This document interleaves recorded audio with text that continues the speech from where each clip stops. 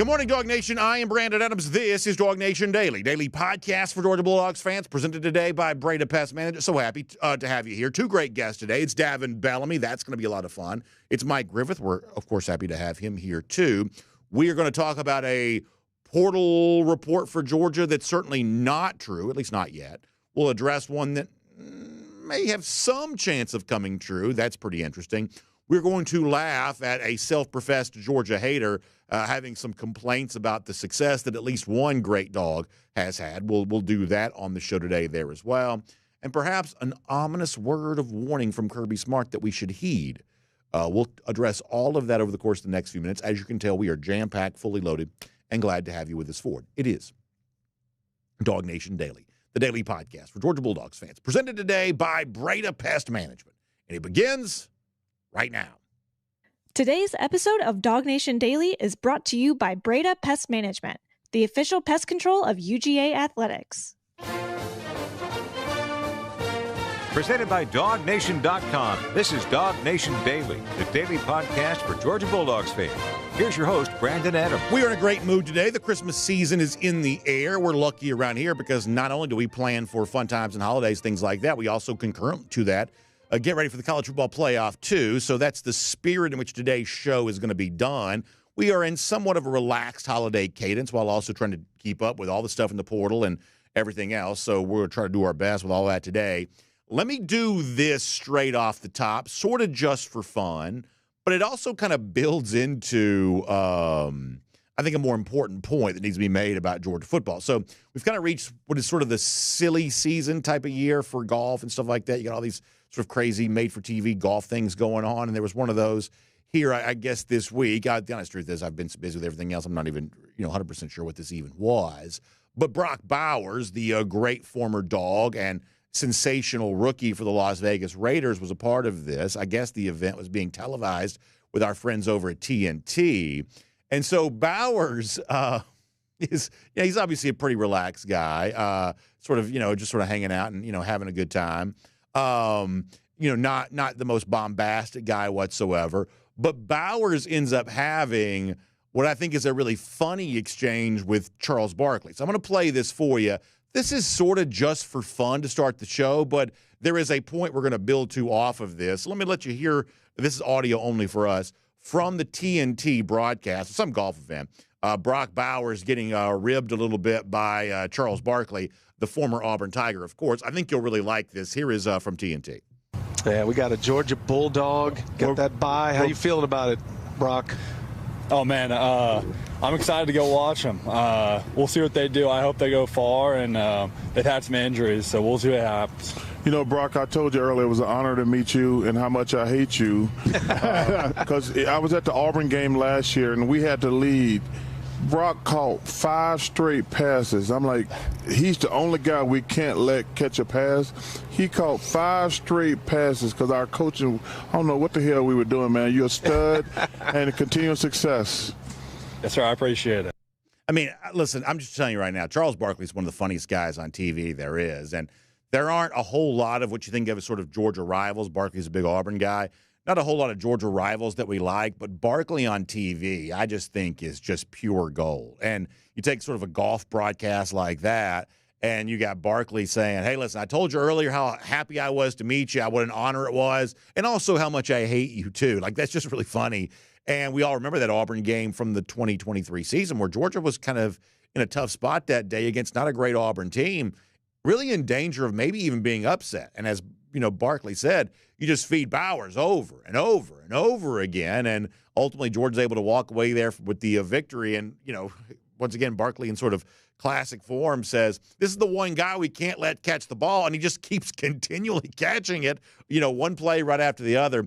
I think that's really funny. And I think moments like that also really demonstrate just how good of a player Brock Bowers really was. I mean, we've all had our turn to describe this and, see this, put on display. The fact that he's really dominating for the Raiders. The Raiders are terrible. If you watch Monday Night Football this week, think about how bad the Falcons played. And the Falcons still beat the Raiders because the Raiders are horrendous. Yet around that, Brock Bowers is every bit as good as most Georgia fans thought he would be in the NFL because it's just what he does. He's one of the greatest players in this program's history. That was obvious really from the moment he began his Georgia career. It was only further accentuated as he continued his Georgia career. And now the NFL world's noticing this. I mean, just in sort of face value terms here, Brock Bowers is so good that they are talking about his Georgia career during a golf broadcast. Like, that's how good Brock Bowers was, that it's a hot topic for a golf broadcast about what he did at Georgia and, the fact that the Dogs are, still obviously competing for national championships, but the fact that, Bowers made them such a special team. That was a hot topic on a golf broadcast. That's how good Brock Bowers was. So it's funny to hear Charles Barkley say that, but it's also, I think, pretty instructive for those of us that are Georgia fans. If you lose a player that's that good, the kind of player that a rival celebrity might say, we can't let this guy touch it, and yet all he does is get touches and catches and big performances. If you've got a player that's that good, of course you're going to miss him when he's gone. It's just a fact. I mean, and that's true for Georgia. It would be true for any college football team. It'd be true for any sports organization you can think of. If you lose a player that is as good as Brock Bowers is, you will feel the effects of his loss. So perhaps then it's not surprising that when you look at what Georgia's currently trying to do, really emphatically addressing the void left behind by a guy like Brock Bowers, it kind of makes some sense that this is a big issue for Georgia right now with signing classes and transfer portal being open and all that kind of stuff. It just sort of makes sense that you'd be looking hard, trying to turn over every stone, try to find great pass catchers, knowing that you lost a player of Bowers' caliber. And to a certain extent, Ladd McConkey too, but for right now we're talking about Brock Bowers. It just sort of stands to reason that you'd be working really hard to try to find capable pass catchers, because a guy like that just caught everything that was thrown his way. And frankly, as the one broadcaster sort of mentioned there a moment ago, the fact that Georgia's playing the Sugar Bowl, it has a playoff bye, it's on the short list of teams that can win this year's national championship. The fact that they're still doing that in a post-Brock Bowers world is really pretty commendable for Georgia overall. But nonetheless, even while Georgia is navigating its sort of post-Brock Bowers era pretty well on the field, only 2 losses, the SEC champs, a top 4 seed for the college football playoff. While they're navigating all this really well, there is still the need here to go out and find capable pass catchers that make sure this offense continues to hum the way that it's supposed to, keep right on humming. And so with that in mind, I think it's really interesting to watch what's happening for Georgia in the transfer portal here right now.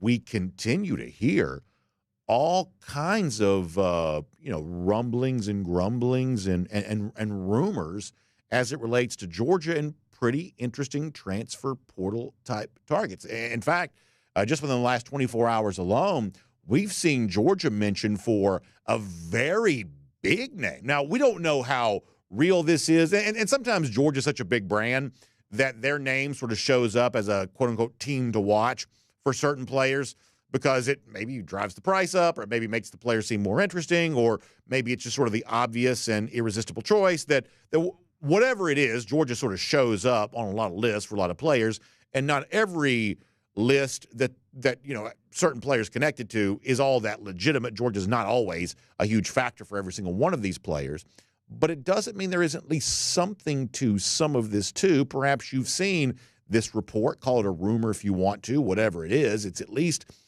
substantial enough that it's worth maybe a mention here. Do you know who Zachariah Branch is? I got to tell you right now, for USC, this is a former 5-star receiver. When I've watched him play for the Trojans, some of it's like kick return game, things like that. This dude is electrifying. He is an electric factor. I mean, this is as, just dynamic a receiving type prospect as I think perhaps could be available in this transfer portal, and he is now leaving USC. His brother Zion Branch, who's a defensive back, I guess safety, is also leaving too, and it has been reported by On3 that's trying to be sort of a major player in a lot of these portal rumors and report type stuff. It's being reported by On3. We'll show this on the screen here for a moment, that Georgia could perhaps, along with Miami, Michigan, Florida, and Oklahoma, and Louisville, be early schools to watch for Zachariah Branch as he transfers from USC. Pete Nakos, who's sort of been over all of this for that entity On3, is reporting there on that. So I don't know if this train leaves the station or not, that the branch stuff in Georgia gets more substantial than this or not. I don't know, but I will tell you, like a lot of you are as Georgia fans, we will be watching this closely because Branch is major electrifying and the kind of guy that would be a massive game changer. Now, you might be led to believe, because sometimes when it comes to guys like this, who I'd presume drives a pretty big bargain when it comes to the NIL deal and things like that, you might presume that Georgia might not be quite as willing to be quite as aggressive as other teams would be. And you may be right about that. Sometimes that sort of proves to be true. But can we just, for fun here for a moment, let our minds wander about maybe why this may be worth thinking about at least a little bit? First of all, if this is a major NIL recruitment, we do know that Georgia perhaps has some NIL dollars left to spend. After all, we thought that Georgia would be ponying up a big offer to Justice Terry. Well, the other day, Justice Terry chose to go to Texas. We've talked about that plenty. But nonetheless, Terry goes to Texas. Perhaps that leaves some room left over in the budget, something you thought you're spending here and you're now spending somewhere else. Maybe that's the case, for Georgia. Maybe some of the Terry money is left over. Maybe that's one of the reasons why they could perhaps be a factor when it comes to Zachariah Branch. There's also that Branch has what we would believe is a really good relationship with Georgia wide receivers coach James Coley, who, can we just stop here for a moment? Has Coley proven to be everything that he was supposed to be as Georgia's wide receivers coach? We've been really honest and really candid. I did not think that James Coley was a good offensive coordinator here at Georgia in 2019. Just being honest, did not think that offense functioned well, especially in SEC games, the kinds of games you need to really win in. We thought that Coley had some real issues that year. But we were also very happy with Coley's return to this program as the wide receivers coach, because this is just sort of the stuff that Coley does. Look at the receivers that are coming in for Georgia in this class. Georgia perhaps as successful a year as it's ever had, bringing in receivers from the high school ranks. The Talon Taylors, the C.J. Wileys, who we saw on TV last night. Many of you did anyway. The other big names here, Georgia has cleaned up with receivers, and James Coley is one of the main reasons they've been able to do that. And Coley, going back to his time when he was at Texas A&M, was also very heavy in on Zachariah Branch there at the time. So there was a already established relationship between Branch and Coley that's at least worth paying attention to. It's also one of these deals where it seems like wherever Zachariah goes, his brother Zion Branch may be going too, which, sometimes that's not exactly the Georgia way to sort of, the 2-for-1 package deal type of stuff. But Georgia's also been sort of a factor in the portal for safeties, a position, the way that Branch plays it. So maybe that's not exactly a deal breaker either. Now, Nakos, who we gave you the report from a moment ago from On 3, also would later report that there is a do not contact tag attached to Zachariah Branch in the transfer portal, which perhaps suggests he already knows where he's going. It could also suggest that he knows the small schools from which he'll select from. I also think it's funny that the idea that the do not contact tag is going to be honored by anybody, given the fact that we've also got rules against tampering before guys go in the portal, and that doesn't seem to ever matter. So this idea that somehow the do not contact tag is going to be treated as an unpardonable sin, given the fact that people already essentially break the tampering rules left and right. But either way, do that with what you will. It's at least been mentioned that Georgia could be a factor for Zachariah Branch. I don't know if this is real or not. I don't know how real it becomes. But I'll tell you this, Branch is a good enough player, an electrifying enough athlete, that I'm at least willing to consider the possibilities and let my imagination wander as to why that might be true. Now, while we don't quite yet know if the Branch stuff is real or not, let me now also kind of transition, similar topic, but let me also kind of transition here to something that we know for sure is not real, at least for now. Did you get drawn off sides last night by the fake Dane Key tweet?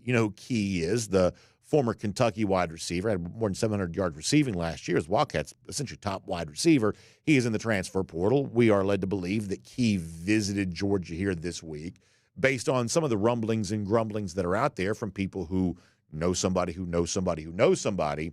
Right now, it seems like Key may be the most coveted name of guys that have been in the portal now for a while. Georgia's sort of more closely connected to Key than almost anybody else here right now.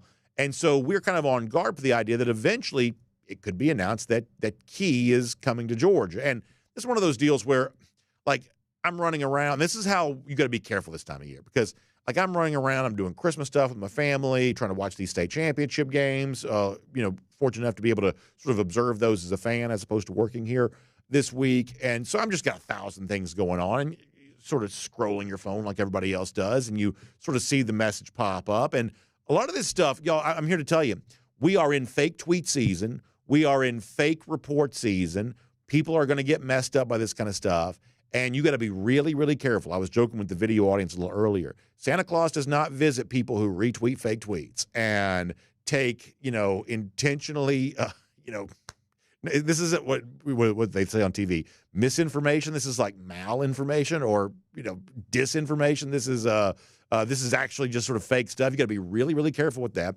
There was a fake Dane Key tweet yesterday. I want to show you this on the screen here for a moment to give you an idea of just how good the fake tweets are getting.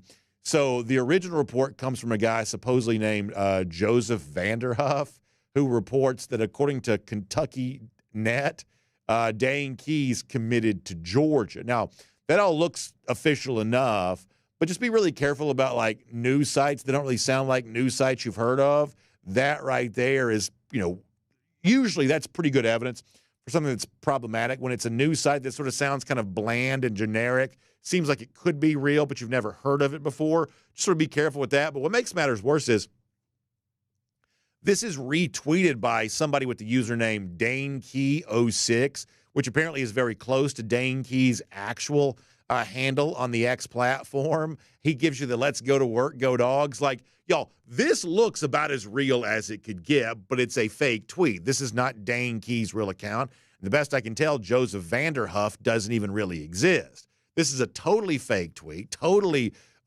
farcical, not real at all. Y'all got to be careful about stuff like this. And I do regret to inform you that if you dig a little deeper on the fake Dane Key account here, it does appear that it's followed by Kirby Smart. And I think that's the real Kirby Smart, not a fake Kirby Smart, because it does appear this is followed by Kirby Smart. So even the coach himself, very busy with his own Sugar Bowl prep, he or those helping run his social media accounts apparently have been drawn off sides by the fake Dane Key account here too. So the point is that Dane Key could be coming to Georgia, but that message itself wasn't real. The Zachariah Branch tweet was at least real, connecting him perhaps to UGA. We don't know if the news, though, is going to materialize much beyond that. So if you're trying to make sense of all of this, let me sum it up for you here this way. To go back to the very beginning of our conversation, Georgia last year lost a couple of the best pass catchers you could ever have. An all-time great like Brock Bowers and a very, very good player like Ladd McConkey. You don't lose talent like that, productive players like that out of your program without really needing to work overtime to find their replacements. And since then, that's exactly what Georgia's been doing. 2025 class is an example of that. Early days of the transfer portal, that's an example of that. This is one of those moments in which the viewpoint of fans, man, we need some more wide receivers. And the viewpoint of the program seems to be perfectly aligned. And the need that many of you have recognized for UGA, this program has also recognized that too. And we're presuming willing to open up the wallet here as a way of making that happen. So you're going to see fake tweets. You're going to see rumors that turn out not to be all that substantial. You're going to see everything in between. But just know this, the momentum right now is moving in the direction of Georgia, upgrading its pass-catching targets as you head towards 2025. And no matter what the real news ends up being, that, I believe, is good news for Georgia fans. My name's Brandon Adams, and this is DawgNation Daily, the daily podcast for Georgia Bulldogs fans, presented today by Breda Pest Management. We're glad to have you with us, no matter how you get to us today. Video, radio, podcast, Apple, Spotify, everything else, YouTube. People watch on X, or however you get the show. We're just glad that you do, and we're thankful to our friends at Breda Pest Management who make it all possible, the official pest control provider of UGA Athletics. And listen, we love those that support UGA. Our friends at Breda Pest Management have supported UGA for a long time. We're also really grateful they support us for DawgNation Daily. You know, one of the things I love is the just sort of the long-standing relationships, multi-year relationships we've had with so many great sponsors. Our friends at Breda have been with us for a while. We're thankful for that. We love their involvement in our community. They're also a big part of high school football, which we think is really cool too. So we love our friends at Breda Pest Management. And so when we make the suggestion to you, and really the encouragement to you to switch to Breda Pest Management for, like, say, your termite protection. If you're a homeowner in Georgia, you already know you have to have it. Otherwise, you'll have termites. That is just a fact of life here in Georgia. But maybe the company that you're working with, you're seeing the cost of service go up, the quality of service is going down. That's never a good thing. And with our friends at Breda Pest Management, that's not going to happen. When you make the switch to Breda, the official pest control provider of UGA Athletics, you're going to put more money back in your pocket just for making that decision. That's why you want to trust Breda Pest Management today. So find them online. It's BredaPest.com. BREDA, BredaPest.com for more on that. BredaPest.com, more on that. BREDA. All right, let me give a shout out here, and then we're going to roll on. Do not forget, we are in the midst right now of sort of the main countdown for our DawgNation invasion to New Orleans for the Sugar Bowl. And we're encouraging you to sort of make those holiday plans right now. Obviously, you got Christmas coming up, so you want to be a part of this here right now to get in, get involved, and be joining us in New Orleans for the awesome event here, the big sort of New Year's Eve party the night before the game, the tailgate the day of the game. Obviously, you have a chance to stay right there in kind of the heart of it all, in New Orleans, in the French Quarter, at the Sheraton there, beautiful hotel, great travel opportunities with our friends at Atlanta Sports Trips here right now. DawgNation Invasion, presented by Academy Sports and Outdoors, Dr. Pepper, Kroger, R.S. Andrews, and as I said, our friends from Atlanta Sports Trips. So we want you to go to DawgNation.com/tailgate and get in on this right now. And don't forget, for a limited time here, our friends at Atlanta Sports Trips are also offering you a chance to win your way into these DawgNation events too, the Friday night party, the tailgate. If you go to atlsportstrips.com, you can register for your chance to, win your way to this DawgNation event. More details on that on the website there, atlsportstrips.com or DawgNation.com/tailgate. So, register for your chance to win, but make your travel plans right now. It's time to get set for this. This is coming up, the big one. Georgia in the Sugar Bowl.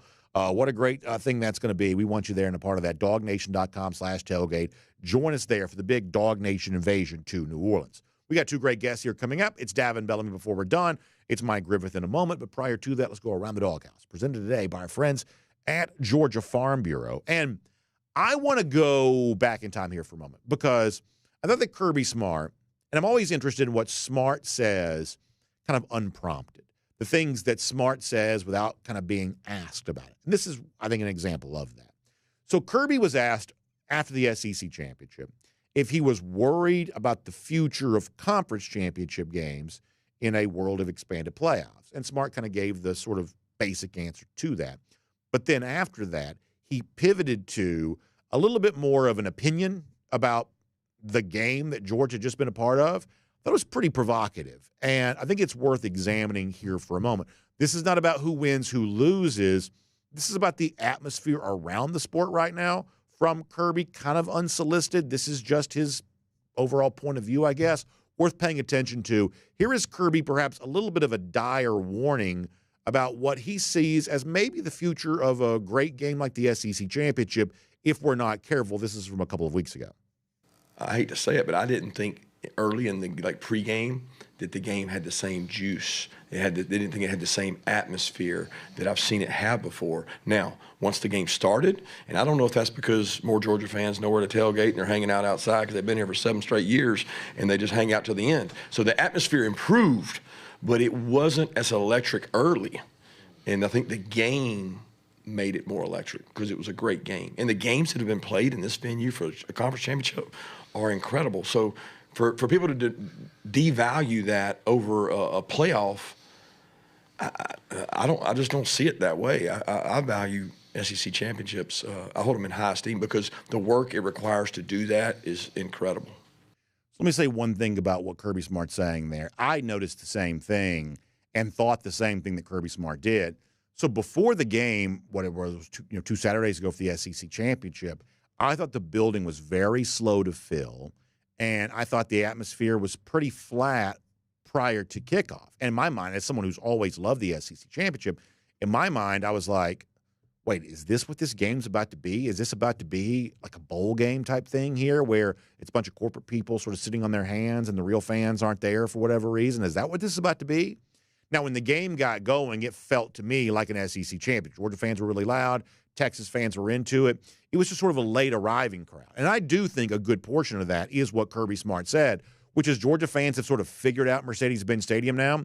They've been to the SEC championship, but they also played the Peach Bowl there a couple of years ago. They play the season kickoff games there. Georgia fans kind of know their way around the bends, and I do think they're more comfortable getting to their seats later just because they've done it more frequently. I think there's an element of that that's probably true. But at the same time,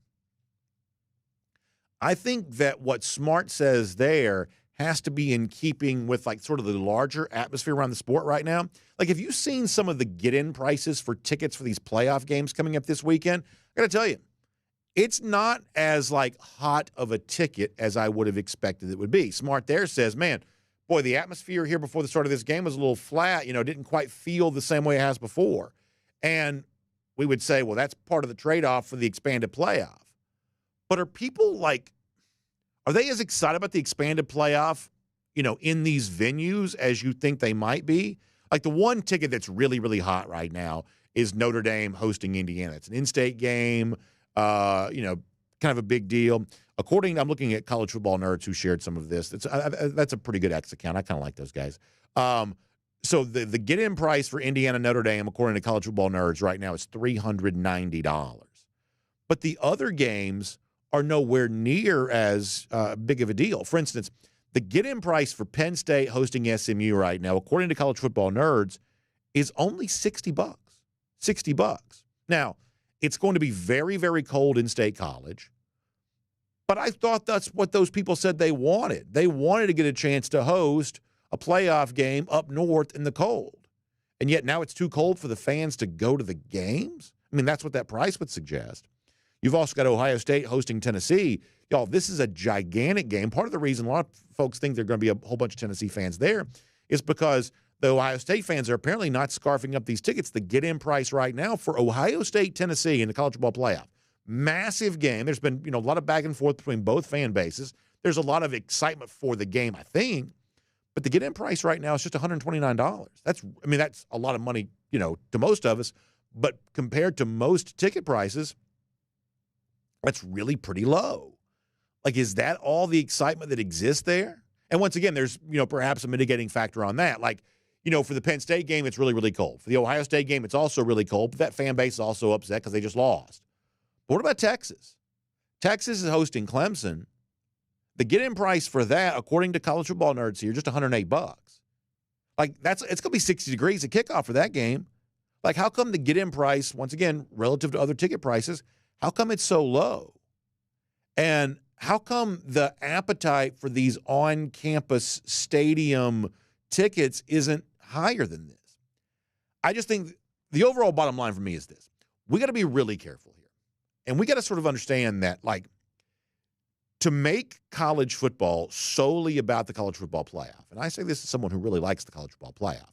I like the playoff more than the BCS. And I like the 12-team playoff more than the 14 playoff. I like the playoff. But there are a lot of regular season games that have way hotter tickets than this. Now, I also believe that if a legacy SEC team was hosting a first-round playoff game, those tickets would be $1,000. I just do. This, to a certain extent, comes down to everything else. The SEC people just care more about college football than anybody else, including a relative newcomer to the SEC, Texas. Legacy SEC teams just care more about it. I think there's some of that that's true here. But at the same time, I don't know that fully explains all of this. And we just got to be really careful. We're making a lot of changes to the structure of our sport right now in service of a playoff that gets bigger and bigger and bigger. But the actual, situation on the ground will tell you the college football fans still like the regular season. And for a long time, college football fans have really liked the SEC championship.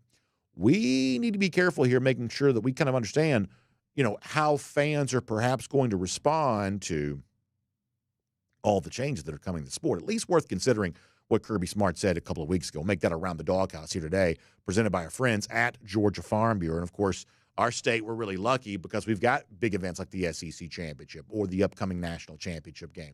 We're also lucky to be Georgians every single day as well. We have great companies in our state that serve Georgians. I'm talking about companies like Georgia Farm Bureau that serves Georgians because they are Georgians.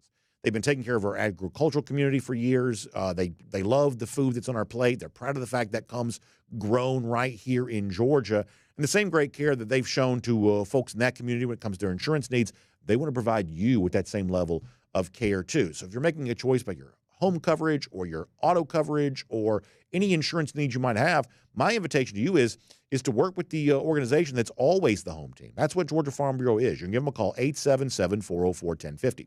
That's 877-404-1050. You can also find them online, gfbinsurance.com. Once again, that is gfbinsurance.com. Great to have Georgia Farm Bureau as a part of Around the Doghouse here today. So we've got Davin Bellamy coming up later on. Georgia's preparations, what's bowl practice like for Georgia, and who perhaps might Georgia be getting ready to play. We'll talk to all of that, about all of that with Davin Bellamy here coming up in a little bit. But for now, on everything else going on with these dogs, let's talk to Mike Griffith here today on DawgNation Daily, presented by Breda Pest Management. From Athens and across the SEC or wherever the recruiting trail may lead, here's a DawgNation.com insider. Let me bring in Mike Griffith here, and I want to talk about what we were just discussing and some of the transfer stuff that's out there as well. Mike, I was sort of rattling off what's being reported as, I would say, lower get-in price, like the sort of price to get in the stadium. Ticket price is a little lower for some of these first-round playoff games than I would have expected. Now, I do believe if Tennessee's hosting Ohio State this week, those tickets are $1,000. If Georgia's hosting somebody this weekend, those tickets are basically $1,000. Like if a legacy SEC team was hosting a playoff, that ticket would be as hot as ever. I do believe that. But at the same time, I mean, Penn State, Ohio State, these are major destinations. It's not going to be cold in Texas. Like, how excited are fans really for these expanded playoff games if the ticket prices right now, at least we're being told, are lower than what a lot of regular season games would be? Yeah, I think that's a good observation. I wonder how broke these fans are, number one. But I do note that all three of those stadiums are 100,000 seat stadiums, and Notre Dame's around 76, 78, something like that. So that may play a little bit of this. It kind of makes me wonder, BA, moving forward, this, home stadium on campus deal, this is only for the next 2 years, and then they got to kind of figure it out, right? And versus, the more permanent bowls in the Sugar Bowl, the Orange Bowl, the Rose Bowl, maybe more destination cities, more to do around there. I mean, I've been to State College, Pennsylvania, and there's not a lot to do other than get in and get out after you watch the game. Columbus, Ohio, yeah, they've got a nice zoo, but like you said, the weather's going to be kind of cold. And then Austin, Texas, we dealt with the ticket prices there and the traffic as well. And then the other thought, for me is if your team wins a first round game, they're going to play somewhere else in the second round. Yeah. And then, possibly the third round. So, you're right around Christmas time. Everybody's budget is busted. This isn't really something that you had time to play for. I mean, when you see the regular season schedule come out, I know your friends and my friends are like, well, let's see, what games am I going to go to next year? There's a lot of planning. There's a lot of built-in tickets that are already bought, via the season ticket package. And then, as I was saying, those bowl games like the Sugar Bowl, the Orange Bowl, the Fiesta Bowl, the Rose Bowl, a lot of those tickets are already bought up, just through, corporate, general season, your general ticket sales. So they already start out with 50 or 60,000 people in the seats. So it's kind of unique to say, okay, we've got a game in 3 weeks and, you're starting from, whatever, scratch, zero, versus the anchor bowls that we are used to going to, versus the schedule that you see a year in advance, versus the time of the year and the possibility that you may have to travel the next week. So I think all those factors, and then the stadium size, obviously, trying to fill a 100,000 seat stadium. I mean, there's a reason NFL teams, when they build these new stadiums, they're not building 100,000 seat stadiums.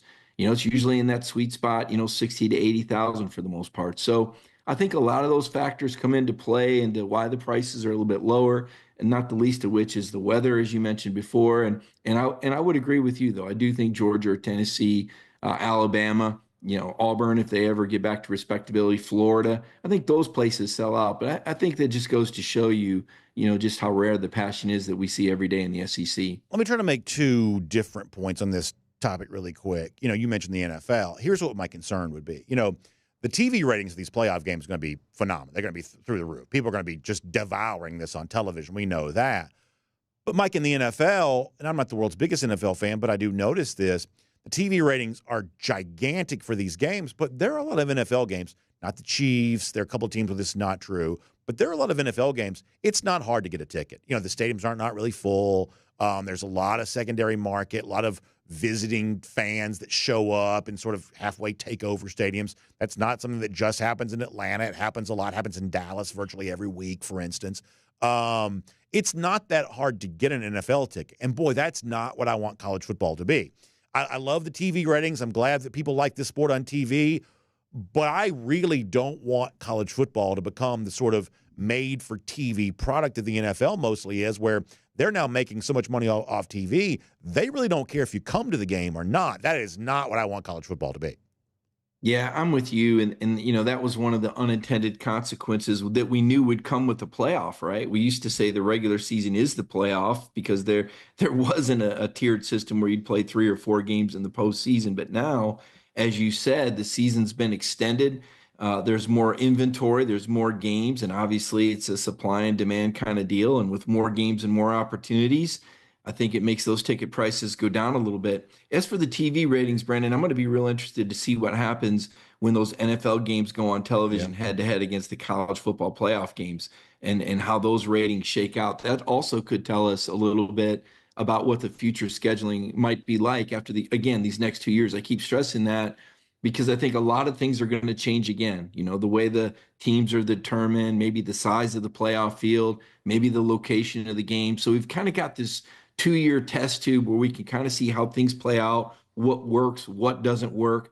And then also remember, these teams have the option, if they want to choose an alternate facility. And I'm not suggesting that I want to see it, but, you know, who's to say that one of these teams doesn't, you know, choose a dome stadium, for example? Not that I expect Michigan to get in again anytime soon, but let's say that they would. Is there a possibility that Michigan could move a home game from the voluminous Michigan Stadium in 15 degrees to Ford Field indoors? I don't know. You know, we've seen Georgia Tech start to move some of their home games now to Mercedes-Benz for more money. I would also think a more comfortable seat than what we see at that place every other year. So there's a lot to still shake out, but I think these points that you're bringing up are probably being talked about everywhere in athletic departments as well as among TV executives. All right, let me make one more point. This is same topic, but a completely different point. You know, our sport, Mike, is weird. College football is just unlike – there's nothing in the world that's similar to college football. And frankly, there's no other American sport that sort of – college football just sort of exists in its own little orbit here a little bit. And, like, the one thing that makes our sport different is, you know, I was in Austin when Georgia won that game, and the celebration there that day had nothing to do with playoff positioning. And when Georgia outlasted Georgia Tech to conclude the regular season, you know, TV was reporting it as, oh, they clinched a playoff berth. I can promise you that the playoffs were the farthest thing from anybody's mind that was actually in that stadium and watching Georgia sort of avoid upset and the sort of misery that would come if you lost your in-state rival. Nobody's thinking playoff in that moment. And there are a lot of things like that happen, Mike, where, you know, the bigger the playoff gets and as attractive as it is from like a TV standpoint, things like that, you know, college football remains a regular season sport. It's just one of those deals. And listen, I've seen my team win 2 national championships.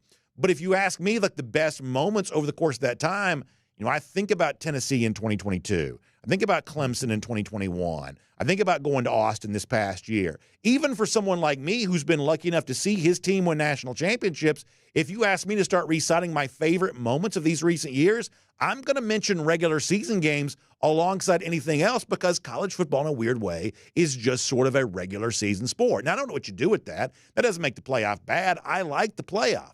But, boy, we got to remember this, Mike, that our sport just values the old Fraser Ali line of 2 teams fighting for the championship of each other.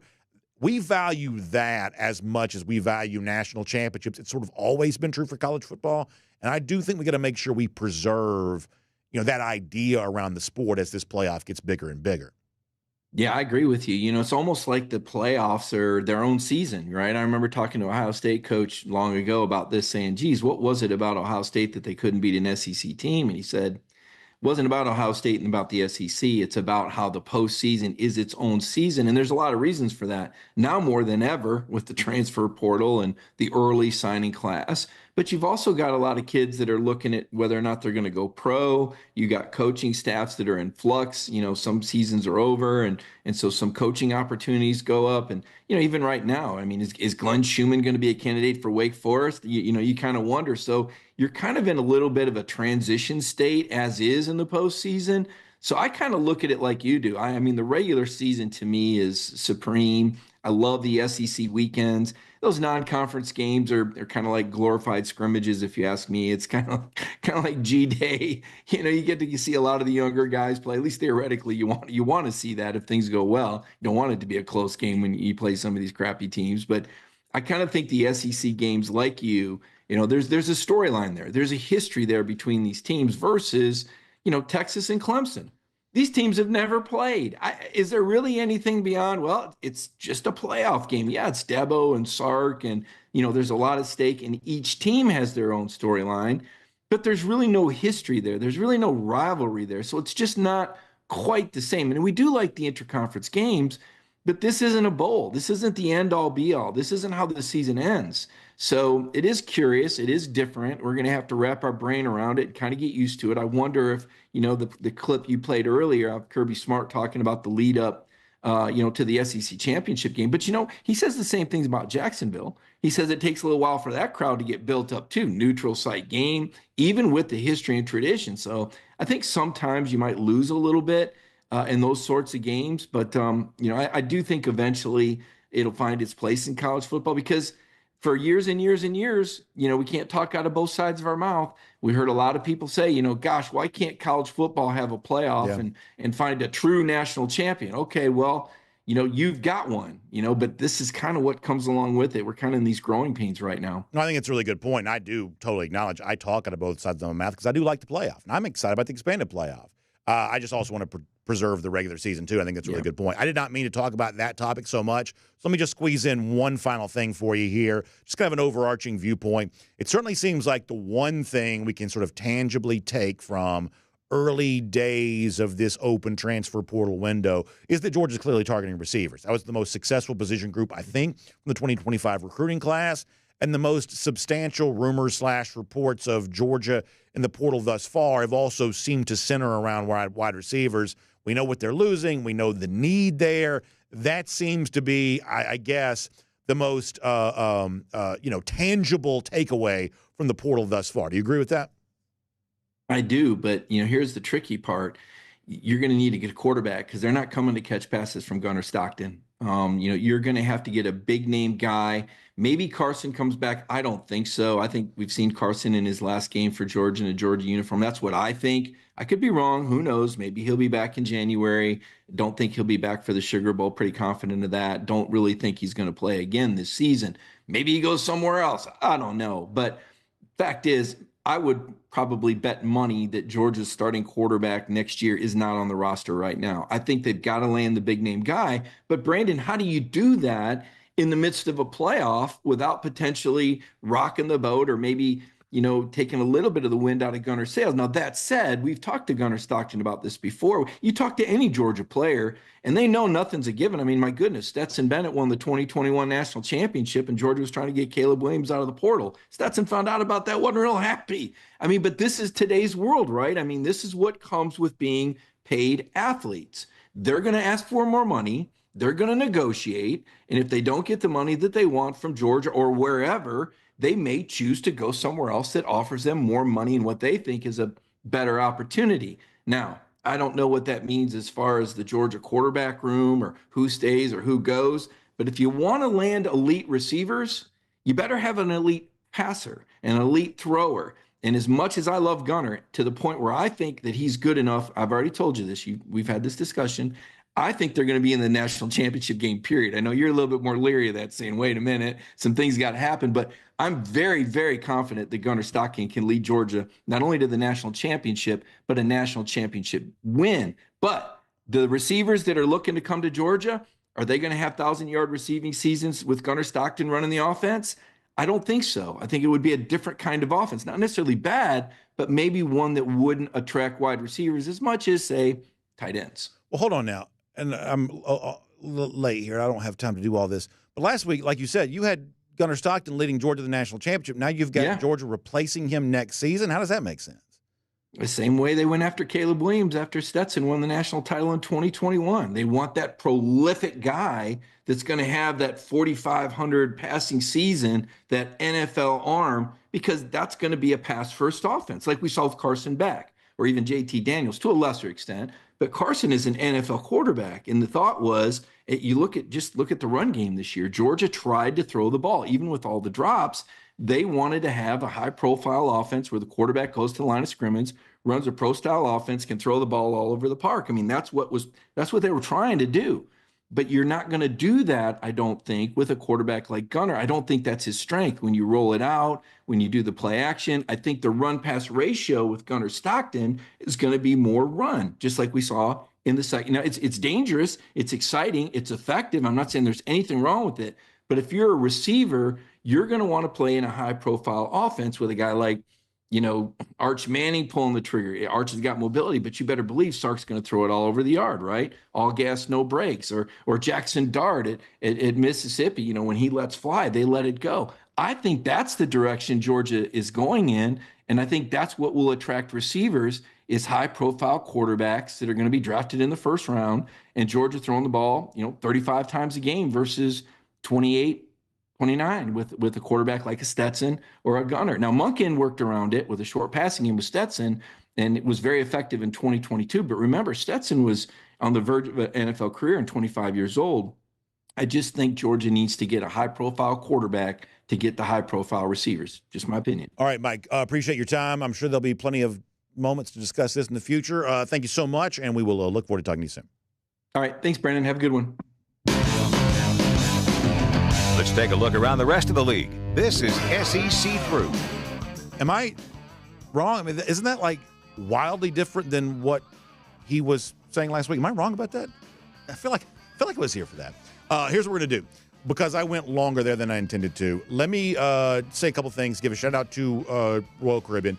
We'll bring the music down. We'll bring our next guest, Davin Bellamy, because I don't want to keep him waiting. Then I'll mention a couple things there at the end of the show. We'll sort of slightly go out of order here just for a moment. So my overall take on Gunnar is this. As I've been saying before, I do think people need to take it slow and easy with Gunnar making his first start in the college football playoff. I do think that the hype train has been moving at a pace that I find a little bit uncomfortable. And I say that as someone who really, really likes Gunnar Stockton. So here's what I believe. I believe that Georgia is going to be potentially in capable hands with Stockton here during the college football playoff. And Georgia, based on the fact that Stockton contributes towards winning, and the defense contributes towards winning, and the running game seems to be galvanized, and that Georgia, perhaps with a little bit of a 2021 style formula, might have a lot of component pieces that all sort of contribute towards winning. I believe, that could be the case here. I also believe that if Stockton gets significant experience in the college football playoff, I don't think there's any way that Georgia is looking to replace Stockton for next season. I just don't think that's the case for two reasons. Thing number one, I think that Georgia really likes Stockton. I think a lot of people close to the program really like him. Whether or not we see all of that in this year's playoff remains to be seen, but I believe that Georgia sees a lot to like in Stockton. Here's the other thing, too. Y'all, the transfer portal is open right now. Who are the game-changing quarterbacks in the portal? Is it Jackson Arnold going to Auburn? That's a guy who lost his job at Oklahoma this year. I think that Arnold's probably pretty good, but that's a guy who sort of lost his job. I mean, he wasn't even starter. So, I don't know that the savior quarterback in the portal really exists right now because a lot of teams are looking for that guy. They're not really finding it. So, I believe that Georgia is going to certainly use the experience that Stockton gains in the college football playoff, no matter how long that run goes, to perhaps build on next year. And I think that Georgia next season with Stockton at quarterback could be in very good hands. We've tried to, in other words, keep, once again, sort of a relatively nuanced, relatively balanced opinion on all of this, both in terms of reasonable expectations of the playoff and an overall optimistic outlook for next season. I think that's probably the right tone on that. But nonetheless, let's get ready to go cruise around the SEC. I'll shout out Royal Caribbean, then we'll say hello to Davin Bellamy after that. Of course, Royal Caribbean got so many great things going on here right now. It's not just the ships. We talk all the time about the new Utopia of the Seas or the new Icon of the Seas or coming soon Star of the Seas. But keep in mind, there's also really exciting things happening with a lot of the destinations that Royal Caribbean sails to. And by the way, shout out to Herschel Walker, now the U.S. ambassador to the Bahamas. That's going to be kind of fun for us, you got to imagine. Obviously, when we go on Utopia of the Seas, we're sailing to the Bahamas. That's always a lot of fun.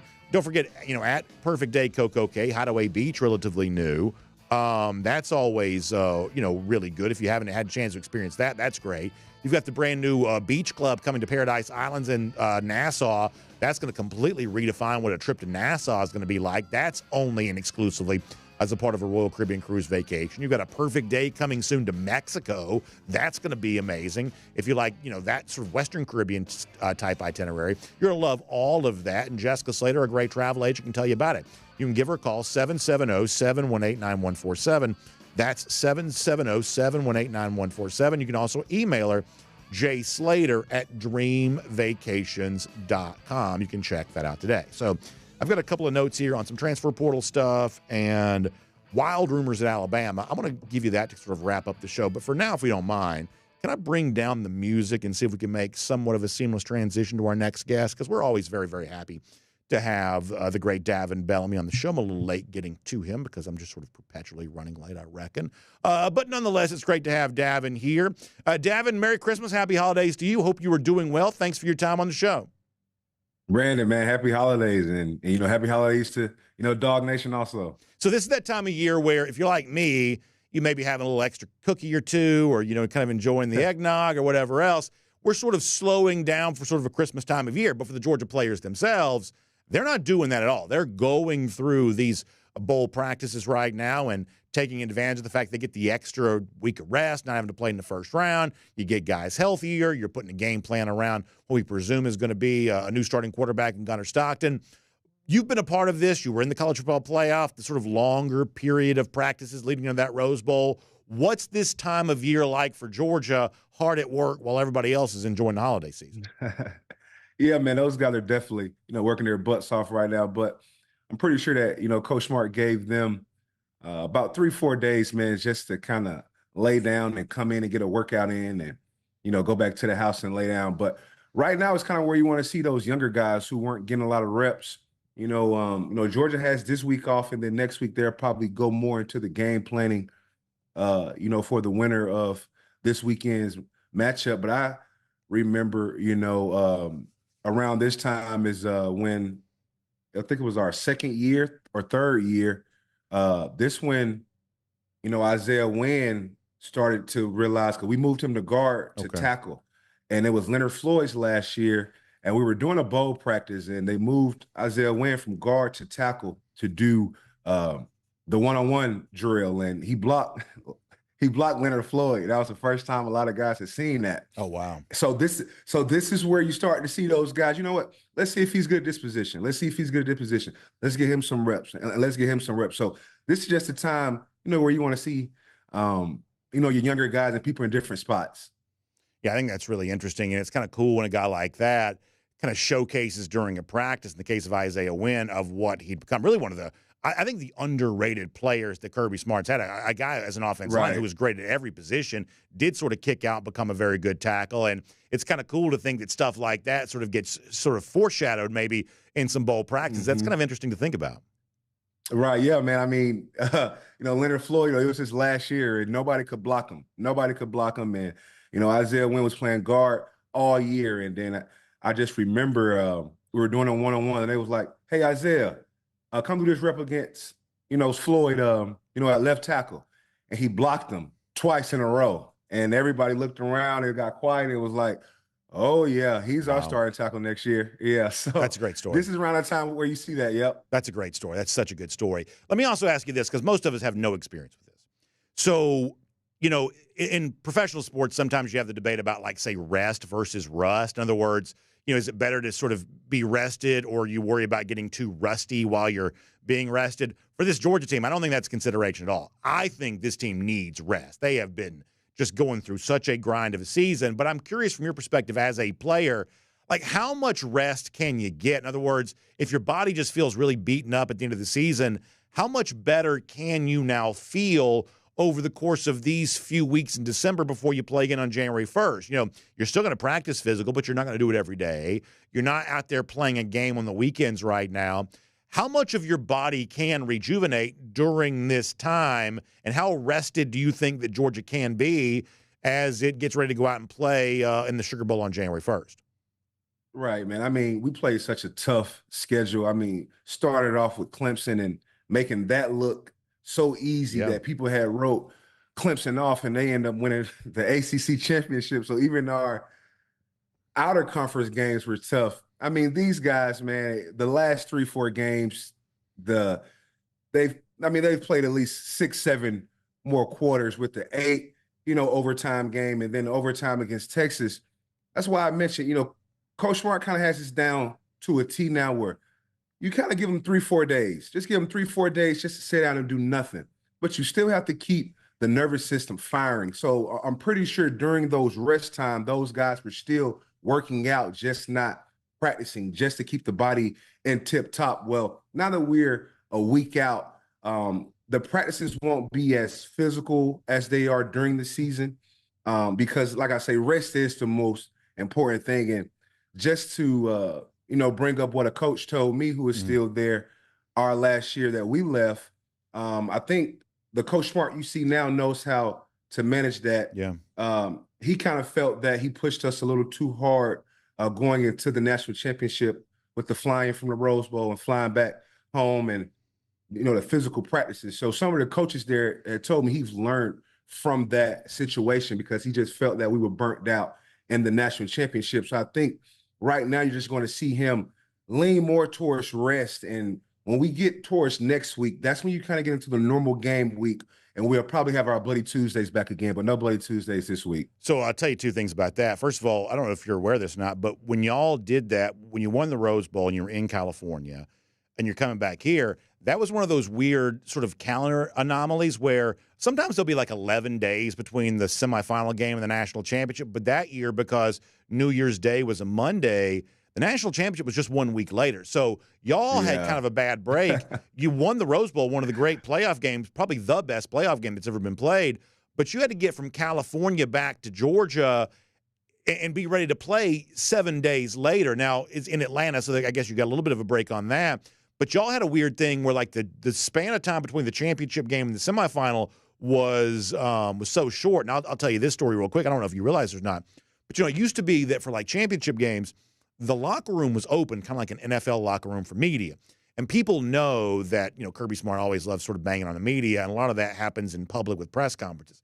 That night, when media was all in that locker room after the game, sort of like an NFL locker room would be, Kirby Smart was yelling at the media that night. It's like, y'all get out of here. We got to get on this plane. We got to get back home. I want this over with and done. He was yelling at the media to get out of that locker room, because even back then, he sort of knew it was going to be a short week. Y'all had left a lot on that field to beat Oklahoma, and sort of getting back up 7 days later was not going to be an easy thing, obviously, with Alabama looming. It was so funny to me to watch, away from cameras and all that kind of stuff. Smart was like wanting the media out of that locker room so y'all could get back to Georgia and get ready to play 7 days later. That's a side we didn't see. We kind of always thought, we like, man, we just get off this plane and we already back in full pass, man. Yeah. Do you care? No, do you care about us? That's how we felt.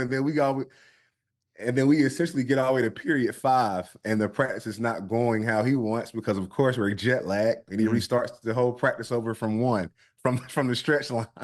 That's so I mean, that is so I'm funny. pretty sure he's learned from that, man. I'm pretty sure he's learned from that, and those guys be ready to go. So we also get the fun thing this weekend of sort of watching a game between the two teams that Georgia's going to play here. And, I don't know. I think for most Georgia fans, it's this debate of, well, is Indiana good record, pretty stats, but is this real? They haven't really played much of anybody. Kirk Cignetti's a coach that people are learning about, but it's still a relative newcomer to the National College Football conversation. The Notre Dame side of this is we've been hearing about Notre Dame being the real thing for our whole lifetime, and it sort of never seems to be true. And people are just sort of on guard that this is all a bunch of hype again this year too. So, on Friday night, listen, as a fan, I can't wait to watch. Settling in, getting ready to watch these games. I cannot wait for all of that. But trying to, sort of soak all this in here, What's your early thought on these two teams sort of battling to play Georgia in the Sugar Bowl? In my opinion, I think we got the best side, and we should have with the tough schedule that they put us through. But when you watch both these teams aren't dynamic, when it comes to spreading the ball around.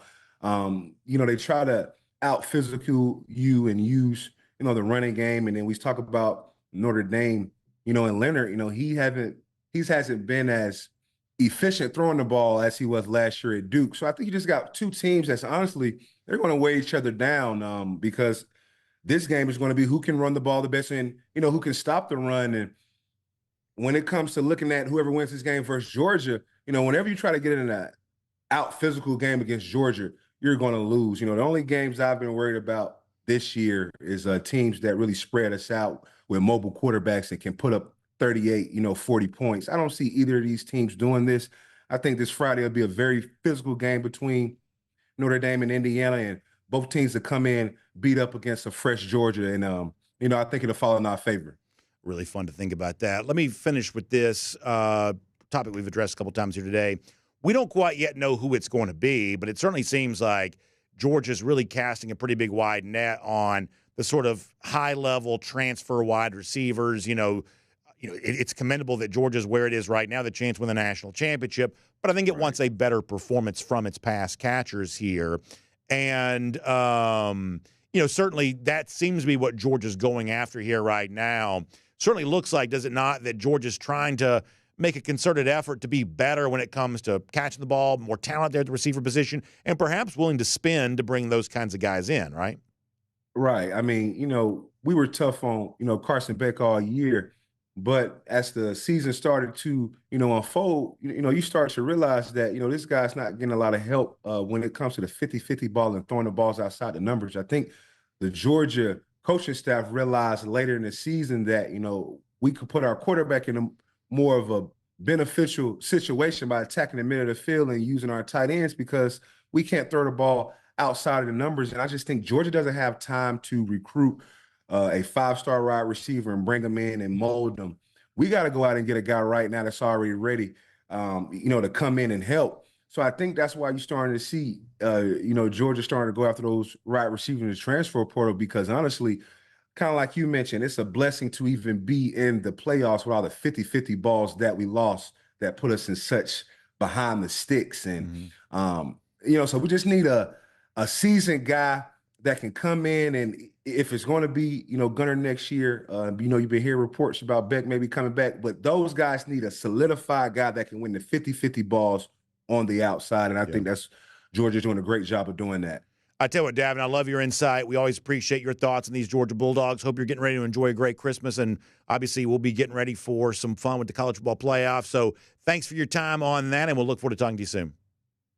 Go Dogs and Merry Christmas, everyone. Absolutely. Go Dogs, Merry Christmas indeed. Two of my favorite phrases, always sounding good being used together. So good stuff there from Davin Bellamy. And before we're going to get to Davin, there's a couple of other notes I wanted to hit before our show is done. So I'm going to give you that here coming up in just a moment. Let me give you a couple shots out, though, before we get there. Starting with our friends at Dr. Pepper. When you think about the great, one-of-a-kind, delicious flavor of Dr. Pepper, you also think about college football.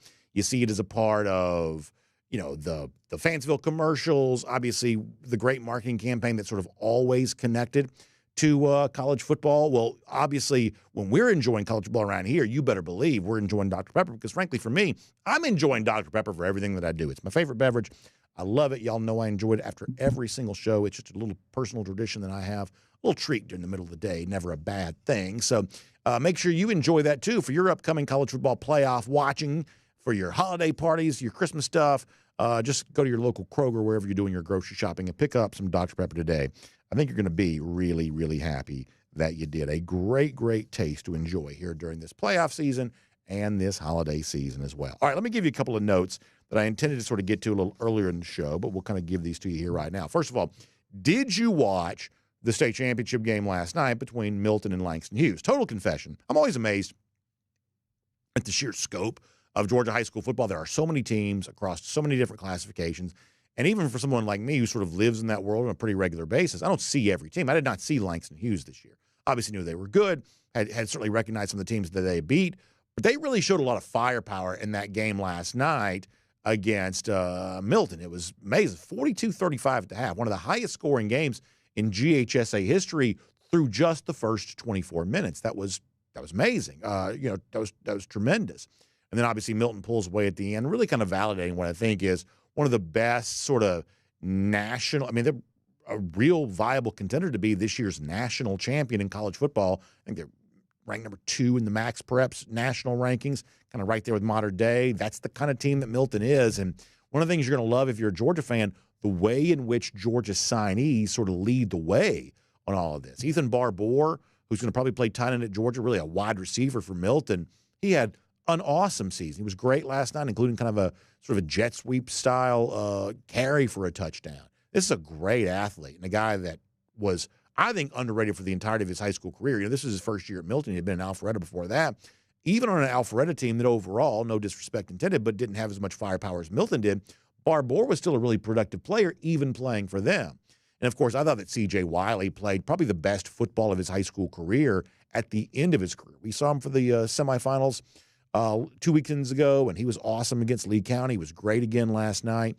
And when you want to speak to what we were saying a moment ago, a concerted effort by Georgia to upgrade its pass-catching targets, the work that it's done in this 2025 class, James Coley gets a lot of the credit for that. The work that it's done in this 2025 class is really a perfect example of that. I don't know they've ever signed better receivers than they're signing right now, and I don't know how frequent we've been able to say maybe the receivers are the best group that Georgia is bringing in.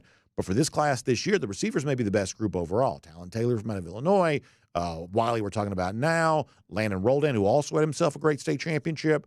That's a really fun and exciting group here right now, and that's worth mentioning. Let me also say this. We've been talking a lot about, recruiting targets for Georgia out of the portal. A couple of those guys have now sort of made announcements. We talked about Dylan Lonergan.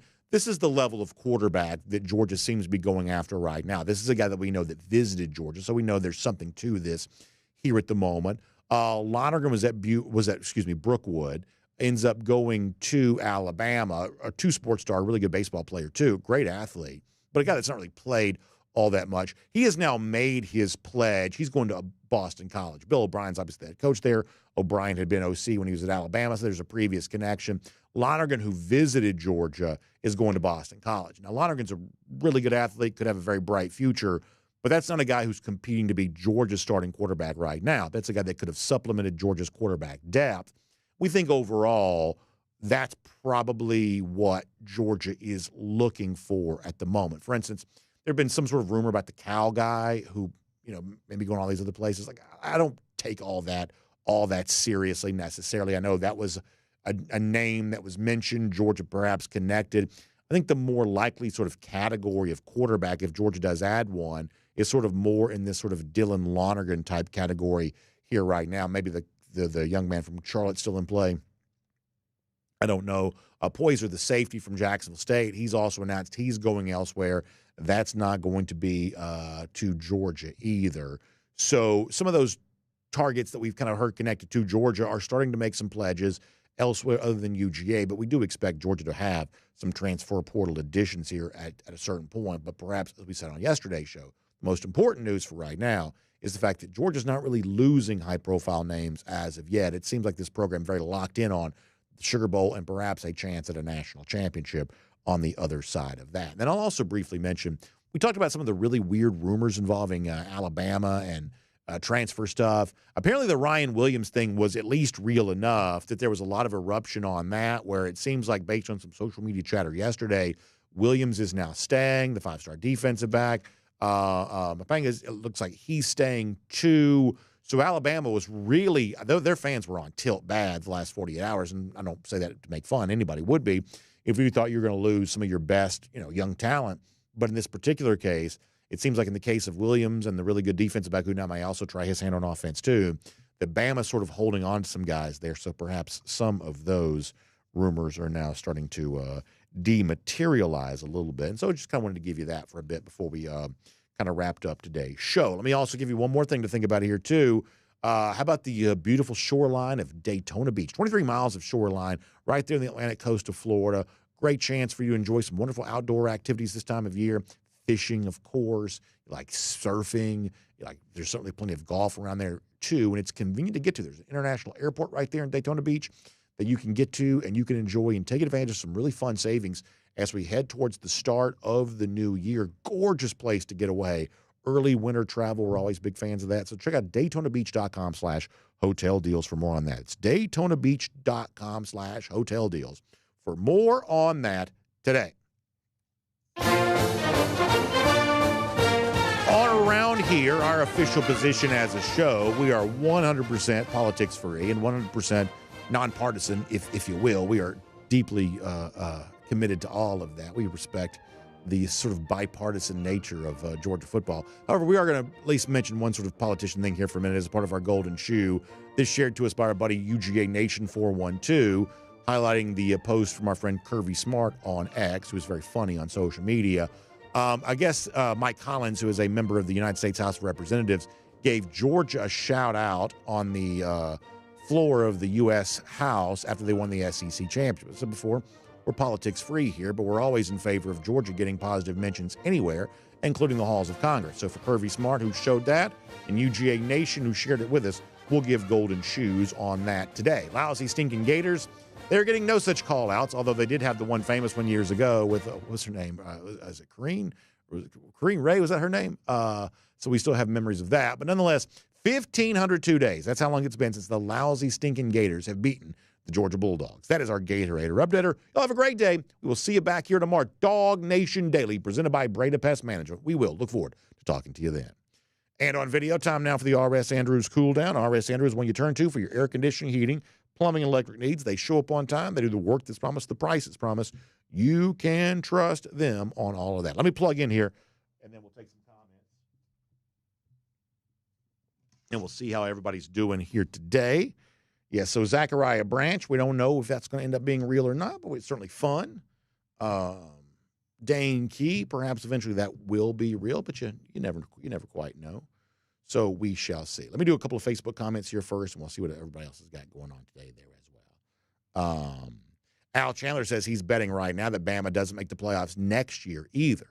Well, we said this, was it during the show yesterday we said this, that the interesting thing about Alabama's offseason, if we presume that Jalen Milroe goes to the NFL or maybe goes somewhere else. We don't know what Milroe's future is going to be. But it could be for the first time in a very long time that the offseason chatter around Alabama does not include talk about having on paper one of the best quarterbacks in the SEC to begin a season. Because if it is, like, say, Austin Mack emerging in sort of a post-Jalen Milroe world, while Mack may be a good talent, he won't be treated that way before the season begins. So I think that will be interesting. And much the same way, we said this a little earlier.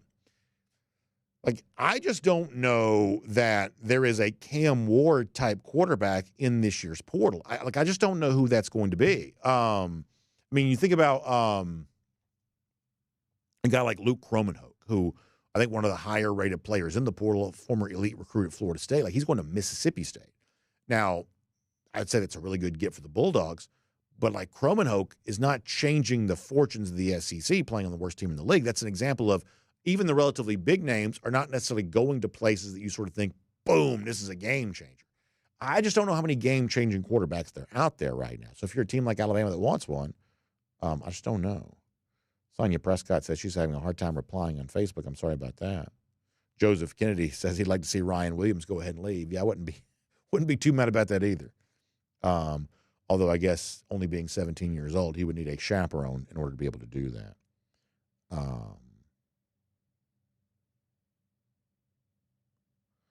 Ken Holcomb says there's a fine line between practicing hard enough to have stamina, toughness, soaking in the playbook, and also injury and freshness. He says Kirby performs a balancing act with that line. Yeah, I do believe that Kirby is really good at that. And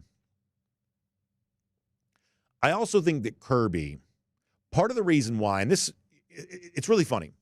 Like, Kirby is almost like a family member to a lot of Georgia fans because Georgia fans, with obvious great reason, love Kirby Smart. But Kirby Smart also makes a lot of Georgia fans pretty mad sometimes too, even though they love it. It's sort of like your uncle or your brother or something like that. It's like you love them, but they still sort of irritate you sometimes. Here's one of the things I notice about some Georgia fans. As much as they love Kirby, when Georgia doesn't play very well, but it still wins, and Kirby comes in to a press conference and he's a little bit casual about it, sometimes that gets on Georgia fans' nerves so bad. And I'll see them in the comment section. You know, they're doing whatever. But I think what Kent is talking about is part of the reason that Kirby is like that. Because the balancing act of, man, I got to push these guys to be as good as they can be while also knowing that everyone can sort of be pushed past the point. I think part of Kirby's way of making peace with that is, if we go out and only beat Kentucky by 1 point, I'm not going to lose my mind about that. We're going to just sort of get ready for the next game. Like, Kirby is really, really good at, I don't want to call it load management because that's got an awful connotation, but the sort of thing where you make peace with the idea that you can't have the exact same energy level for 16 weeks, which is what Georgia may be asked to do here.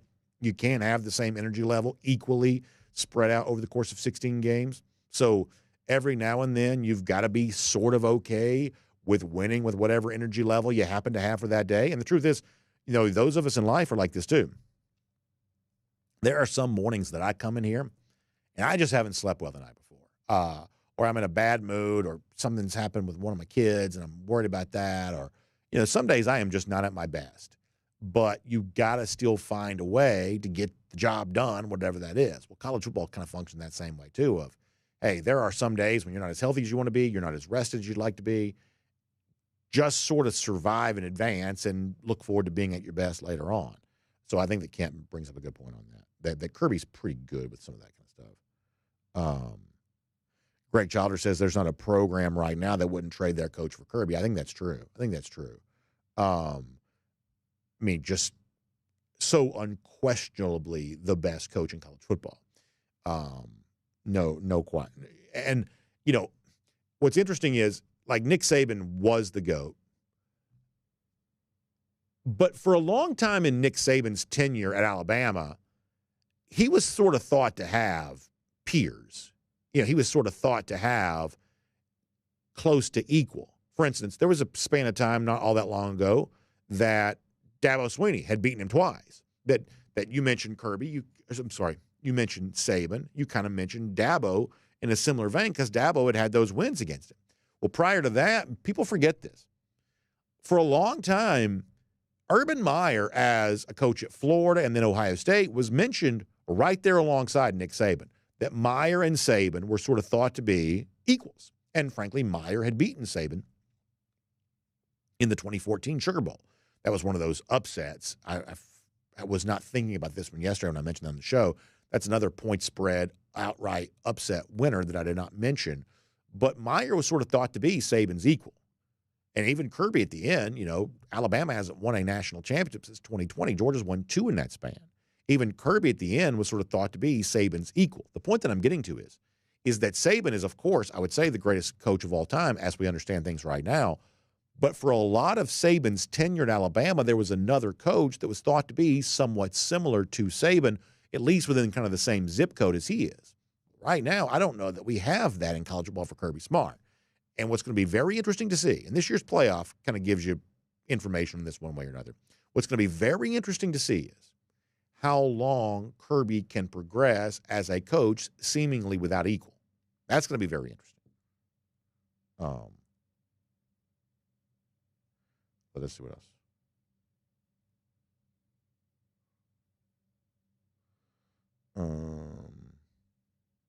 Paul Moon and others talking about the draft status for Carson Beck.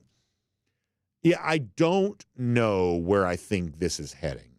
But if I had to guess, I think that Beck is still going to the NFL. And I think that Beck's draft status will probably be pretty similar to what it was pre-injury and probably pretty similar to what it was at the end of last season. This is a guy that was pretty close to being a first-round pick a year ago, but probably not quite in the first round. If I had to guess, and this is just a guess because I am not a draft analyst. If I had to guess, Beck is probably still in sort of the same category that he was in, which is a really good draft prospect, probably just outside of the first round. Although I guess there's some chance maybe he still gets taken in the first round. I'm assuming people are saying, well, the injury for Beck is on the less severe side. But let's say, just for the sake of conversation, it was on the more severe side. I'm presuming that based on the track record of success for that particular operation, which I think is actually really high, that, I don't think that if Beck's arm was serious enough that it requires surgery, I don't think that surgery is scaring anybody off. There'll be all kinds of draft chatter about it and things like that, but there's all kinds of draft chatter about everything. I'm assuming the surgery, if he were to have it, and there are plenty of people who think he won't have to have it, but if he did, I don't think that's scaring people off. And we see this in baseball. There are a lot of baseball scouts who like players better on the other side of a Tommy John. Now, football and baseball are different. The recovery's much easier in football, I think. But, when you have the cadaver tendon in your arm, there are a lot of people who like that better. They think you're stronger moving forward. So I don't, it's not obvious that Beck has to have surgery, but even if he did, I don't know that the surgery is scaring anybody off. Let's Go on YouTube says, whoever plays us in NOLA is going to be in a huge disadvantage. A half a film on Stockton. I'm assuming the offensive scheme will be tailored for Gunner and something no one else has seen from us yet. Yeah, I do think that Georgia's got a chance to spring some surprises. I do. I also think that concurrent to Stockton's arrival, the most important stuff for Georgia may be this. Maybe this is not coincidence, but nonetheless, offensive line seems to be playing better. Running game seems to be playing better. And a lot of that's just Trevor Etienne now appears to be healthy. That while opposing defenses are having to think a lot about Gunner Stockton, you're also seeing a version of Georgia in this playoff that maybe you didn't see a lot during the regular season. So some of the, oh gosh, we've got a lot to prepare for with Georgia, some of that's not so much the what crazy stuff are they going to do with Stockton. Some of that is, are they just going to line up and maul us? Because if they are, then that's going to get really, really hard to deal with. So, that's where the excitement comes from. And I go back to what I said about Gunner Stockton during the show. Like, we've tried to be really careful. I don't like some of the hype train stuff that exists around Gunner. I think that's unfair to him personally. I also, don't like the casual dismissal of Gunner that somehow he can't be the kind of quarterback that powers a great offense for Georgia in 2025. I think the truth is just in between those two wildly polar opposite takes. That I'm assuming that Gunner Stockton will not be the best quarterback in this year's college football playoff. That's the assumption I'm going to make. That somebody somewhere plays a higher level of quarterback than Stockton who will be making his first start. However, I think with Gunner playing at what I assume is the sort of expected level for him, that can still be plenty enough for Georgia to win the championship. Teams win with backup quarterbacks all the time. There's a fairly substantial history of that in college football, of another quarterback coming in and the team sort of being fine. Georgia can be fine with Stockton. I don't think this is necessarily going to be a star turn for Stockton. I think they're going to probably be a little careful with him. I think they're going to let him run. But the truth is, y'all, he's got to be careful when he runs. He took a cannon shot in the SEC championship. It looked like he'd been dropped from the ceiling. He's got to be careful when he runs. So I want him to run. The best version of Georgia includes that. But you got to be careful when you do run. Georgia's going to probably be careful with him a little bit when he throws it. They were careful with him in the SEC championship. Y'all, this is horrifying. That's the scariest movie I've ever seen. It's a clean hit. I got no problem with it. Gunner Stockton himself, I think he would say it was a clean hit. But it was also on the button. That is on the button. And look what Gunner does. Now, listen, this is why you love him. This is why you love him. And everybody around that Georgia program loves him. Right before that hit comes, Gunner Stockton is lowering his shoulder like he's Mike Allstott. Like that's Gunner's mentality. Everybody wants to play for that. Everybody wants to play for a quarterback whose instinct upon contact is to lower his shoulder and try to inflict some of that contact. But, dude, you got to be careful. You got to be careful. You got to be careful. That was a very, very hard hit. A very, very hard hit. It was as clean as could be. It's not dirty. It's not a penalty. And Gunner is as tough as nails for the fact that he even got up after that and held on to the football, the fact that he was fine with absorbing that contact. But he's got to be careful. He's got to be careful. He is learning to play at this level. That means that Georgia will be careful with him when he throws it. And when he runs it, he's got to find the balance between being the tough guy that everybody loves without also whatever that was. You got to be careful with both those things. So, yeah, I think it's interesting. Darian Ford mentioning that Mike Bobo and Gunnar Stockton have a long-time relationship with each other. It goes back many, many years. So if anybody knows how to use and get the best out of Gunnar, of course it's going to be Bobo, you would presume. All right, let us go to DawgNation.com for a minute. Savannah Bryan mentioned the photo of Anthony Evans in the new car. Yeah, we don't know for sure anything, right? But we're also not afraid every now and then of saying, well, this dot and this dot and this dot seems to connect. Some of those dots seem to connect as it relates to Anthony Evans, but we don't know anything for sure.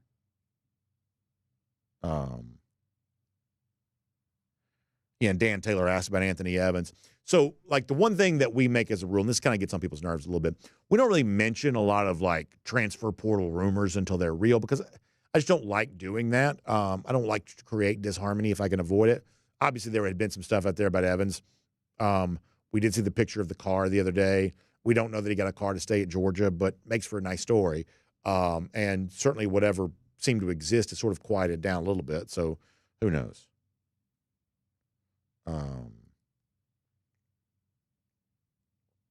Cam Britt checking out. Cam, enjoy your lunch. Appreciate you being here. Thank you so much, Cam. Appreciate that.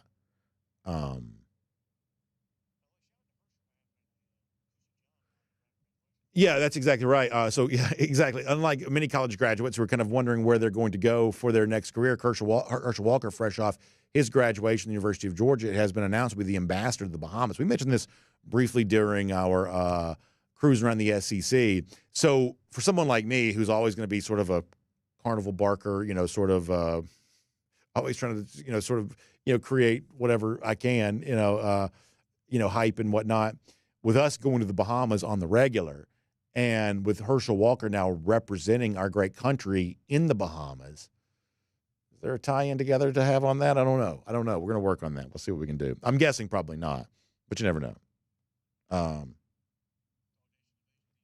I like that. So our producer Jay mentioned how about DawgNation Invasion to the actual embassy there in the Bahamas. There was a time a couple of years ago we had to go to some government building there in Nassau. We were trying to record DawgNation Daily on the ship, and we had like the video file that we're going to try to send back to America. This is sort of pre-Elon Starlink, so not super easy to do. And so we had to go to the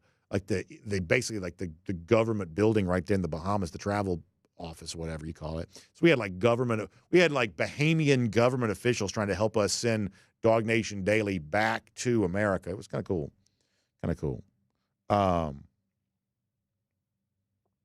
Savannah Bryan brings up a really good point that we talked yesterday about the lack of upsets in the national semifinals. Now, I did mention this. I said yesterday I thought there would have been two. There was another one that I forgot about, and I just briefly mentioned this a moment ago. Ohio State also beat Alabama in 2014. That was an outright upset for a point spread underdog. So there are now at least three.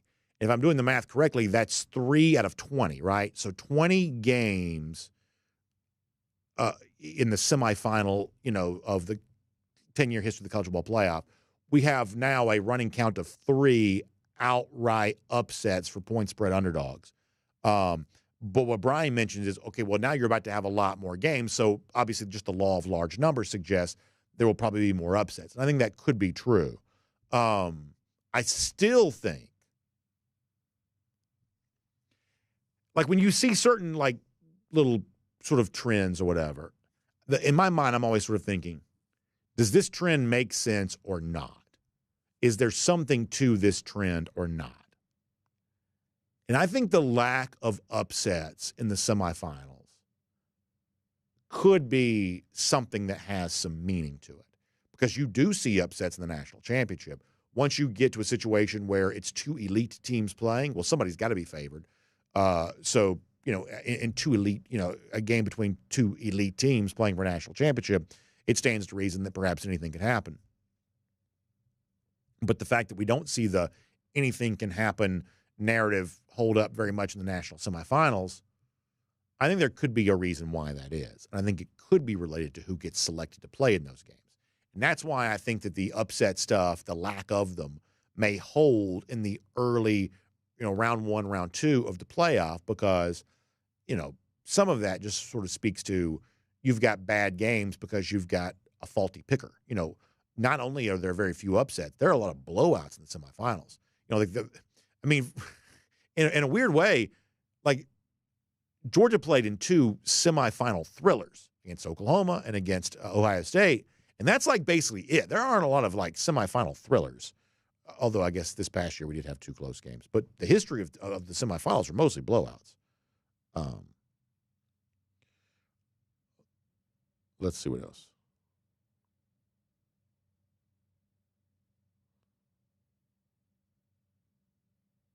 So Cam Scattaboo, UGA Marine, says that he's motivated for Texas because they didn't recruit him. There's a lot of stuff there's a lot of that goes on in college football. That is a thing that happens.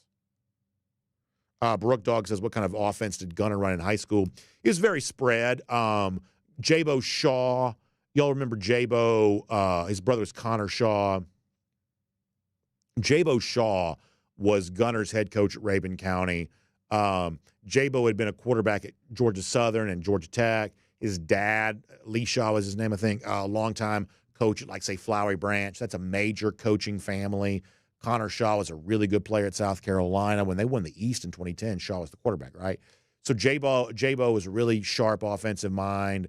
They were a record-setting offense because not only did you have, Gunner setting all those passing records, you also had the receiver last year who he broke the all-time, now Jabo was gone by then, but he broke the all-time career receiving record in Georgia, and that thing had stood since the 1970s. So very prolific offenses at Rabun County, and Stockton was a big-time passer. And he was also the running style that you saw in that, horrible I don't mean horrible. It's just a very vicious hit. In the video that we saw a moment ago, that's the way he ran. Like, he just run you over. You try to come up and tackle him. He's not the biggest guy in the world. He's got a little beef to him, but he's not the biggest guy in the world. He just run you over. He's just tough. And I'm telling you right now, people like playing for quarterbacks like that. They just do. It's one of the reasons why we've tried to be a little bit careful with some of the Gunner hype a little bit, is because we are at least wise enough to understand that some of the, oh my gosh, this is the next Stetson Bennett. This guy's going to put this team on his back and he's going to do whatever. Part of that is built on the idea that all of us, myself included, really want that to be true. And I mean this more so than just we want Georgia to do well.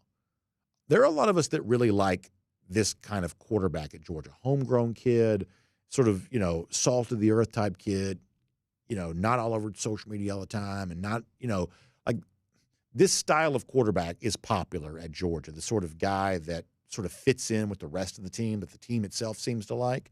So when you're hearing the discussion about Gunner, just keep in mind there are a lot of people who really, really want this to be true, and we're right there with them on that because, when a quarterback is a very positive contributor to team chemistry, just, good things seem to happen from that. And when you're playing as hard as Gunner did in the clip we showed you a moment ago, of course his teammates are going to like that because it just builds trust with them. Of course that's the case.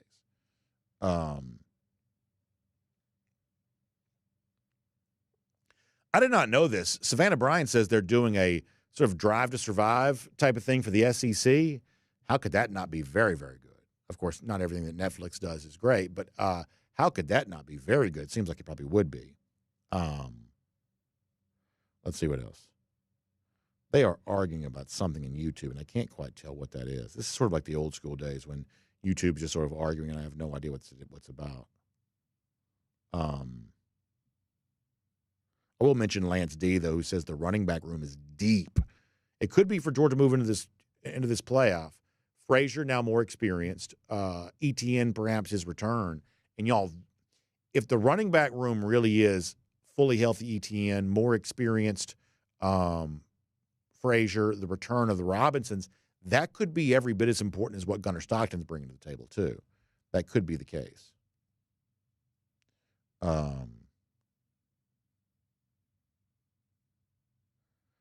Let's see what else. Mike says the argument over here on YouTube is about Carson Beck. What else? Sometimes I kind of wonder, this is obviously, we've been doing the show since 2015. We've done video since 2017. That's how long the live comment section's been with us, the chat, as they say. I wonder how much of my life over the course of that period of time has been spent watching people on YouTube argue about whoever the Georgia quarterback was. I would say a not insignificant portion. Garrison Tucker says, do we have a throw for more than 15 or 20 yards in the Sugar Bowl? I would say yes. I think that Georgia will take some shots with Gunnar Stockton. I do think it'll be somewhat judicious about when it takes those shots. I do. But Gunnar has every opportunity to be a capable passer. They are, I think, going to try to set him up for success and how he does that. Not because he's limited by ability, but he is limited by experience. He just is. So look, we're seeing this with Texas right now too. Quinn Ewers is not playing that well, but they are also not replacing him with Arch Manning seemingly because Steve Sarkisian, who is as brilliant of an offensive mind as exists, knows, I would presume, that if you go to Manning while you have a lot of ability and perhaps better ability than what Quinn Ewers has, you also have a limitation that comes from a lack of experience. So just keep in mind, Gunnar Stockton's ability level is up here. His experience level is down here. What does the performance look like from him? Somewhere about right there. That's, if I had to guess, what you probably get.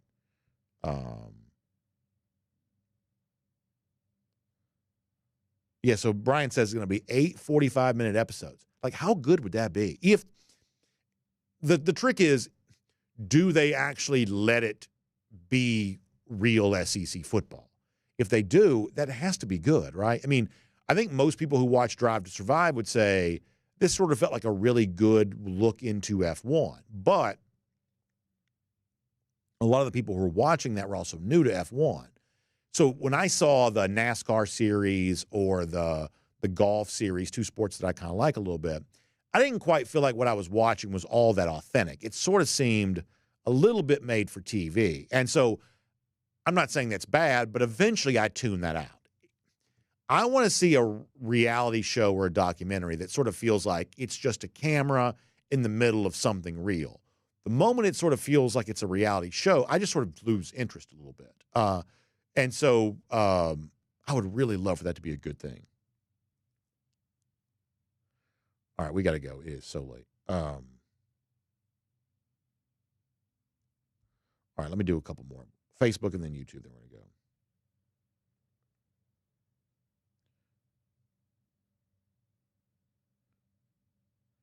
go. Brandon Griffin says that Gunnar Stockton needs to have, good protection. The truth is all quarterbacks benefit from that.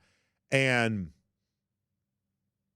I think that we've seen the Georgia offensive line really play pretty well lately. And by the way, the Texas group, that's a good defensive front, and Georgia held up very well against them. So when you're thinking about the reasons why Georgia might win, the recent play of the offensive line may be as important as anything. That we saw Georgia win a national championship. And I'm going to repeat myself on this, but I think it's important.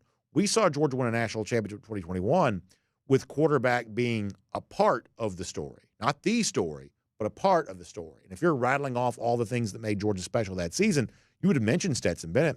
You definitely would. Bennett played outstanding in both of Georgia's playoff games that year. But it would have been among the things that you would have mentioned. It wasn't a Joe Burrow. It wasn't Trevor Lawrence. It wasn't sort of the face of the program necessarily. 2022 a little bit more so, but even that still was a lot of stuff going on. So Stockton, if he doesn't play well, you probably are not going to win the national championship.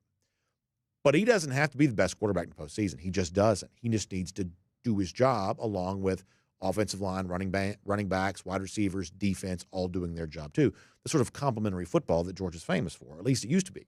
And part of the reason why I've been a little bit skeptical of Georgia at times this year is they're just not always as complimentary as they used to be. But maybe that's about to change right in time for the playoffs. Al Chandler says it's great to be a dog. No doubt about that. All right, final comments, and we're going to go. Kerry Okawa says that Gunner's been in the system for 3 years now. He'll be fine. Certainly presume he'll be fine. I just need to make sure we all have the same definition of what fine is.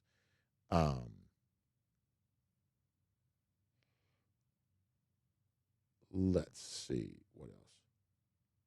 Jonathan Aaron asked about the Aaron Rodgers documentary. I saw that on like the Netflix screen.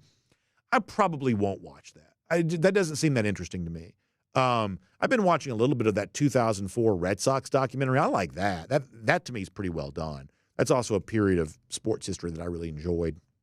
I watched that. It's kind of good. What else have I watched recently? But I think that's pretty good. But the Aaron Rodgers, I'm just not as interested in Rodgers. I'm not anti-Rodgers, but I'm not that interested in Rodgers. There are a lot of people who have heterodox thoughts, and I just don't find that to be like I'm neither for it nor against it. I'm just not that interested in it. And whatever reasons Rodgers has for not being close to his family or whatever else, for the most part, I just sort of think that's his business. Like there are a lot of people who decide they really, really hate Aaron Rodgers, and I neither love him nor hate him. Now, when he was that one playoff game against the Falcons a few years ago when he just absolutely came into Atlanta and just lit him on fire, I was hating him pretty much then, although I guess Atlanta did get revenge on him in the NFC Championship game a couple of years later. But I don't find Rodgers as fascinating as other people do, neither for positive or negative reasons. Paul Moon mentioning Bear Alexander visiting Penn State, the photo, everybody's seen it, of he's got the Nittany Lions jersey on, the Georgia tattoo on his arm. It's really funny. Richie Bales mentioning Danica Patrick. Rodgers and Patrick are no longer together, though, right? I tell you who he dated that I liked. I always thought she was really funny. Y'all know who Olivia Munn is from? Didn't he date her? I always thought she was really funny. Stephen Venanzi's going to be in New Orleans. That's awesome, Stephen. I can't wait to see you down there for that. It's going to be a great time, Stephen. I'm glad you're coming. Really good news, Stephen. That's awesome. That's awesome to hear. Awesome to hear. All right, we've got to go. Gosh, it's late. All right, so y'all have a great day. Y'all check out RS Andrews online, rsandrews.com. It's warm right now, but it's going to be cold, I think, again this weekend. So get your heating system tuned back up to factory fresh specs. Find RS Andrews online, rsandrews.com, for your air conditioning, heating, plumbing, and electric needs. Show up on time. Do the work that's promised, the price is promised. You can trust them on all of that. Y'all have a great day. We'll see you back here tomorrow. DawgNation Daily, presented by Breda Pest Management. We'll look forward to talking to you then.